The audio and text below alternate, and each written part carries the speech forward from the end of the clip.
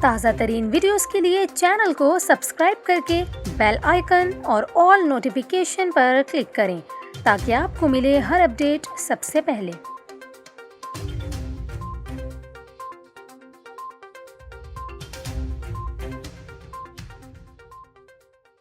السلام علیکم، آپ دیکھ رہے ہیں نیوز 24/7 اردو اور میں ہوں آپ کے ساتھ کومل خان۔ ناظرین، ابھی آپ کو بتائیں ملک میں کووڈ-19 کی تھرڈ ویو انتہائی خطرناک ہوتی جا رہی ہے، اور اگر دیکھا جائے تو روزانہ کی بنیاد پر کورونا کیسز میں تشویشناک حد تک اضافہ ہو رہا ہے۔ اور اگر اسپتالوں کی ہم بات کریں تو کورونا کے باعث اسپتالوں میں مریضوں کی تعداد بھی بڑھتی جا رہی ہے۔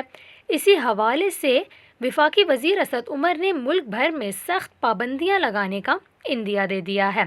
NCOC کے سربراہ اسد عمر نے یہ کہا کہ شہری بہت زیادہ احتیاط کریں کیونکہ کورونا وائرس کی جو نئی لہر ہے یہ بہت تیزی سے پھیل رہی ہے اور زیادہ خطرناک ہے۔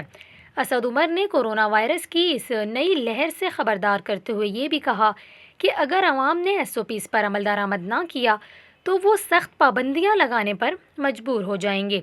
یہاں پر آپ کو یہ بھی بتائیں کہ اسلام آباد میں رواں سال کے دوران 24 گھنٹوں میں ایک روز میں سب سے زیادہ کورونا کیسز رپورٹ ہوئے ہیں۔